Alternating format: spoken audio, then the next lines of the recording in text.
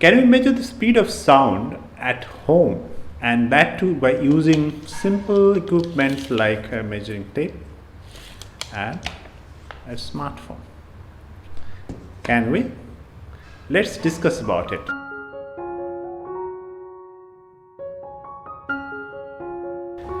Coronavirus pandemic has severely impacted both the students as well as the teachers community at large. In order to mitigate the crisis that our students are facing, most classes have now moved online. For theoretical classes, the online classes, up to a certain extent, have managed to fill the gaps. However, as a teacher, we are at loss to handle the laboratory courses where the students are supposed to do hands-on work with the laboratory equipments. So now, when most of our students are stuck at home, then how are we going to ask them to perform experiments at home where they do not have access to laboratory equipments? So that's a challenge. Today, I'm going to discuss about an experiment which is sufficiently sophisticated but can be performed at home with equipment or setup that is available at home. Originally, this experiment as part of our curriculum was to measure the speed of light. However, measurement of speed of light would require much higher precision, and such precision won't be available with the kind of equipment that are available at home. Therefore, instead of measuring speed of light, we shall be discussing about an experiment where we could measure the speed of sound, and that too using a measuring tape and a smartphone at home. So let's start. As you know, the speed of propagation of an object is the distance traveled over a period of elapsed time. So as you see it here, we can express the speed of the sound wave as distance traveled d over elapsed time t. Before we get into the measurement of speed of sound, let us try to understand the associated scale of measurements in order to determine the speed of light. As you know, the speed of light is approximately 3 times 10 to the power 8 meter per second. In other words, we can write distance over time as 3 times 10 to the power 8 meter over 1 second. So in other words, if you can measure a time interval, say order of 1 second, then you need to measure a distance of order of 3 in 10 to the power 8 meter in order to successfully measure the speed of light. Of course, you can also write the same expression in a slightly different form. That is, we can write the same value as 0.3 meter, which is order of manageable easily at home. But in that case, one needs to measure the elapsed time at the level of 10 to the power minus 9 second, which is the order of nanosecond. Clearly, if you can measure a distance of say d equal to 30 centimeter or 0.3 meter, then to measure the speed of light at home, we need to measure the time interval, which is order of 10 to the power minus 9 second, which is 1 nanosecond. So now we can ask the question, do we have any device at home that can resolve time with 10 to the power minus 9 second accuracy? The answer to this question is surprisingly yes. Your smartphone having a processor speed of 1 gigahertz or more actually is a device that can have a time resolution of 10 to the power minus 9 second. Now let's see how. So 1 gigahertz processor would imply the minimum time interval that a processor can deal with in principle is 1 over 1 gigahertz, which is 10 to the power minus 9 second or 1 nanosecond. Unfortunately, the response time of the light sensor that you need in order to measure the speed of light is not good enough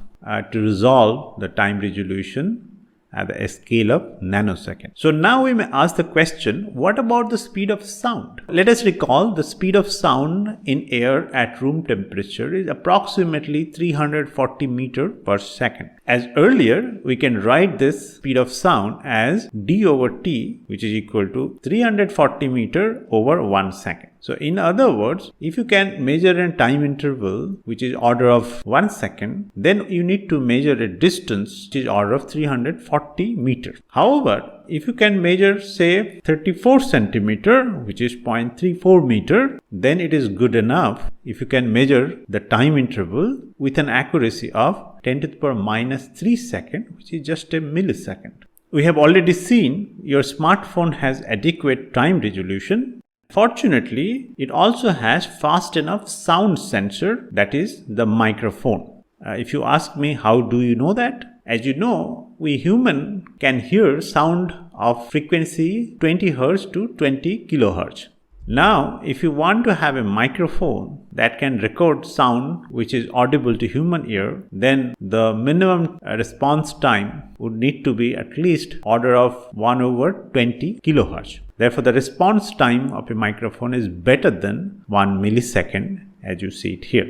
So next question is, how do we measure such a time interval using my mobile phone? There are multiple ways one can achieve this. So in this video, we're going to use a mobile app which is known as phyphox, which you can download from the Play Store. In this app, in the acoustic section, you look for an option called sonar. And within the sonar option, you will have a tab called timing. And within this timing tab, you can measure time of arrival of a reflected wave of a sound chirp which is generated from the app. So essentially, you can measure the time interval for the played chirps to get reflected from a wall and then get recorded at the microphone after being reflected. I understand that at home, it would be difficult to obtain a sound insulated environment. So I suggest you perform the experiment as you see it here. So as you see in the configuration, the mobile phone speaker would play the chirp that get reflected to the wall along the measuring tape, and then microphone will record the reflected sound wave that arrives at the location of the phone. So let us now play the chirp.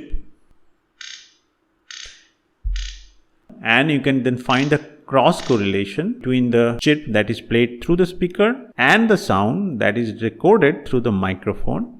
So now let us try to go through the schematic diagram of the experiment that I suggested. Let's say the smartphone is located at a distance capital D from a hard wall, and from the same end of the smartphone, the speaker of the smartphone is located say at a distance ds, and the microphone is located at a distance dm. The first recording at microphone will actually come from the direct propagation of the sound from the speaker to the microphone. And let's call this time to be t0, and you can express that as a formula that you see it here. Then the first reflected wave from the hard wall will arrive, let's say at a time t, which we can write as the formula that you can see on the screen. Now for a given mobile phone, we do not know the location of the microphone or the speaker inside the phone. However, we can eliminate these two unknown variables by repeating the experiment with different values of capital D, and then we can use the working formula as you see it here. So in summary, we can tabulate the values of the distance capital D between the phone and the wall, and using the mobile phone app phyphox, we can find the corresponding time delay. This time delay can be obtained by noting the location where the cross correlation is maximum and the first location, because there could be multiple reflections.